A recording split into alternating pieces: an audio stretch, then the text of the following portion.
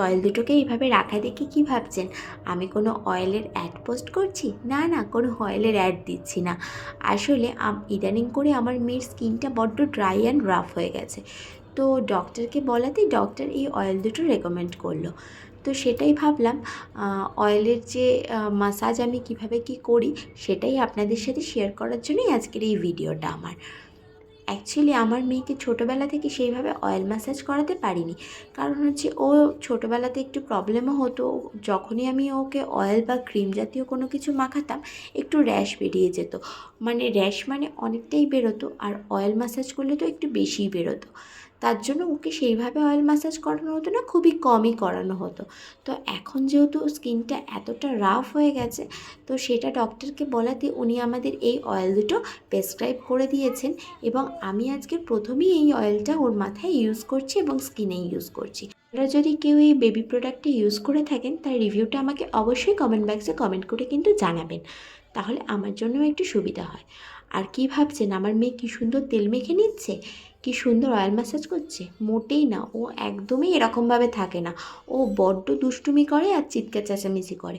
ওর এই চিৎকার চেঁচামেচির চোটে আমরা অধৈর্য হয়ে ওকে তেল মাখানোই মাঝে মধ্যে ভাবি ছেড়ে দেবো, আর ওকে তেল মাখাবো না। কিন্তু তারপরে আবার ভাবি যে আমরা রাগ করে ছেড়ে দিলে ও বেচারি স্কিনটা তো আরও গোল্লায় যাবে।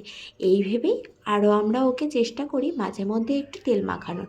তো এখন থেকে যেহেতু রেগুলারই মাখাবো ভেবেছি, কারণ তার যা স্কিনের অবস্থা এখন থেকে যদি এতটা ডাল অ্যান্ড রাফ হয়ে যায় তাহলে বড় হলে তো কী না কী হবে। যাই হোক, খাবার দিলে খেতে মোটেই রাজি না। এদিকে তেলের কৌটো অন্য কিছু নোংরা জিনিস দেখুন পুট করে নিয়ে মুখে ভরে দেবে। যাই হোক, ভালো মতো অয়েলটা একটু ম্যাসাজ করে দিই। গোল্ডেন চান্স তো রেগুলার পাওয়া যায় না।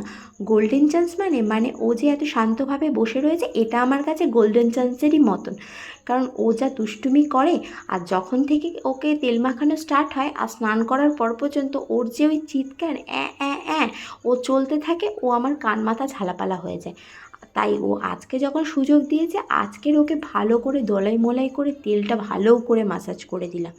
এই তেল মাসাজ ওর এখন বড় পর্যন্ত চলবে আর কি।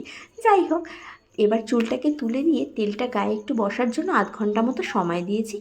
আর এর মধ্যেই তার একটা কাজ দেখুন, কোনোভাবে আমার মোবাইলের স্ট্যান্ডের রিমোটটা পেয়ে গেছে, তাই দিয়ে নিজে নিজেই ভিডিও করে ফেলেছে সে। এই ভিডিওটাও নিজেরই করা। যাই জলটা ওদিকে রেডি করে দিই, আর তাকেও এবার নিয়ে আসি স্নান করানোর জন্য। যদিও স্নান করানোটা খুব ইজি কাজ নয়, তাকে ওপরে শাওয়ার চালিয়ে দিতে হয়েছে তবেই বাবু স্নান করতে নেমেছে, এমনি এমনি স্নান আমার মেয়ে করে না। তাকে স্নান টান করে একটু রেডি করিনি, বাবা কত খুশি দেখো, যেন রোজ এরকমভাবে করলে তো বাবু আমার একটু শান্তি হয়, তা করবে না। যাই হোক, আজকে যখন করেছে আজকেরই সই।